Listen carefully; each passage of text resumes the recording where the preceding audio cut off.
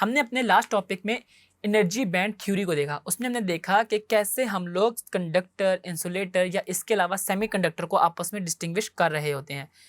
यानी कि उसमें हमने देखा कि अगर वैलेंस बैंड और कंडक्शन बैंड के दरमियान जो एनर्जी फॉरबिडन गैप है उसको मिनिमाइज करेंगे तो हमारे पास जो कंडक्टर है उसकी एफिशिएंसी बढ़ रही होगी। तो इसी तरह हमारे पास डिफरेंट चैलेंजेस में एक ये भी चैलेंज था कि कैसे हमने डिफरेंट मटेरियल्स की कंडक्शन को इंक्रीज करना है। तो हमारे पास इसी से रिलेट करता है next topic, that is super conductors. Super conductors नाम से ही जाहिर है ये ऐसा मटेरियल जो बिल्कुल जीरो रेजिस्टिविटी को दे रहा होगा, यानी कि इसके अंदर किसी भी किस्म की ऑपोजिशन नहीं होगी। कंडक्टर बेसिकली होता यही है ना कि हमारे पास जो फ्री इलेक्ट्रॉन्स है वो उसमें इजीली मूव कर रहे होते हैं और वो लो रेजिस्टेंस ऑफर कर रहे होते हैं। अगर सुपर कंडक्टर की बात की जाए तो वो हमारे पास एक सर्टेन टेम्परेचर से कम पे ना बिल्कुल ही जीरो रेजिस्टेंस को शो कर रहे होंगे, और वो जो टेम्परेचर होता है ना वो हमारे पास क्रिटिकल टेम्परेचर कहलाता है। क्रिटिकल टेम्परेचर को हम लोग डिफाइन भी ऐसे कर रहे होते हैं कि the low temperature below which materials have zero resistivity is called critical temperature. कि हमारे पास जिस टेम्परेचर के बिलो जो रेजिस्टिविटी ऑफ द सब्सटेंस है या ऑब्जेक्ट है वो कंप्लीटली जीरो हो जाएगी तो वो हमारे पास क्रिटिकल टेम्परेचर भी कहलाएगा। अब इसी को हम पढ़ लेते हैं कि basically low temperature of super conductor है क्या। सबसे पहला पॉइंट इसमें यह है कि नो हीट, साउंड और any other form of energy would be released from the material when it has reached that critical temperature. कि हमारे पास जब भी एक ऑब्जेक्ट है वो क्रिटिकल टेम्परेचर को अचीव कर ले तो इट मीन्स कि उसके अंदर किसी भी किस्म की हीट या और किसी भी टाइप की एनर्जी नहीं रिलीज होगी। Similarly the resistance of the super conductor is zero, यानी कि इसके अंदर कोई भी हीट लॉसेज नहीं होंगे और करंट इसके अंदर इजीली पास आउट कर जाएगा। और जो सुपर कंडक्टर्स होते हैं वो हमारे पास are used in magnets needing a high currents.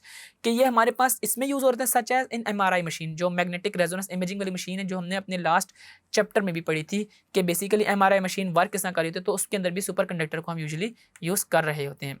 इस पास्ट डेकेड में इसके ऊपर काफ़ी रिसर्च हुई है कि बेसिकली जो सुपर कंडक्टर्स हैं इसमें हम लोग कैसे उस टेम्परेचर को अचीव कर रहे होते हैं। अगर मैं बताऊं तो हमारे पास बहुत सारे सुपर कंडक्टर्स इंट्रोड्यूस हुए, मगर सारे के सारे जो सुपर कंडक्टर थे उनका जो क्रिटिकल टेम्परेचर था वो लेस देन 10 के, यानी कि 10 केल्विन से कम था। कि अगर हम 10 केल्विन से कम का टेम्परेचर अचीव करेंगे तब हमारे पास जो ऑब्जेक्ट है या जो कंडक्टर है वो as a superconductor behave कर रहा होगा। और 10 केल्विन को अचीव करना वाकई ही एक एक्सपेंसिव और हमारे पास काफ़ी डिफ़िकल्ट टास्क है, बिकॉज यू नो कि जो केल्विन और हमारे पास सेंटीग्रेड का आपस में रिलेशन है वो ये है कि जो 0 सेंटीग्रेड टेम्परेचर होता है वो हमारे पास 273 केल्विन के इक्वल होता है, और अगर 10 केल्विन है तो इट मीन्स ये हमारे पास कुछ -200 सेंटीग्रेड्स के करीब हमारे पास जो है टेम्परेचर होगा सुपर कंडक्टर को अचीव करने में। सबसे पहले 1986 में सेरामिक इंट्रोड्यूस हुआ था जो सबसे ज़्यादा अभी तक का हाईली क्रिटिकल टेम्परेचर वाला एक सुपर कंडक्टर है, वो था 35 केल्विन, यानी कि हमारे पास 35 केल्विन तक का था। और उसके बाद हमारे पास 1988 में इस चीज़ के ऊपर काम किया और हमारे पास डिफरेंट सेरामिक्स जिसके अंदर हमारे पास ये चीज़ें इंक्लूडेड थी, थेलियम, कैल्शियम, बेरियम, कॉपर और ऑक्सीजन वगैरह। तो हम TC यानी कि जो क्रिटिकल टेम्परेचर 125 केल्विन तक के सुपर कंडक्टर को अचीव कर सके हैं अभी तक। ठीक है, तो हमारे पास सुपर कंडक्टर है ना वो यूजुअली बहुत ज़्यादा लो टेम्परेचर के ऊपर वर्क कर रहा होता है। तो ये हमारा सुपर कंडक्टर था। आई होप आपको समझ आया होगा। अब हम देख लेते हैं कि बेसिकली सुपर कंडक्टर की एप्लीकेशंस कहाँ कहाँ हैं। सुपर कंडक्टर्स की हमारे पास डिफरेंट फील्ड्स में एप्लीकेशंस हैं। फॉर एग्जांपल MRI मैंने बात की, मैग्नेटिक रेजोनेंस इमेजिंग था, ये हमारे पास मेडिकल की फील्ड है, इसमें हमारे पास सुपर कंडक्टर यूज़ हो रहे होते हैं।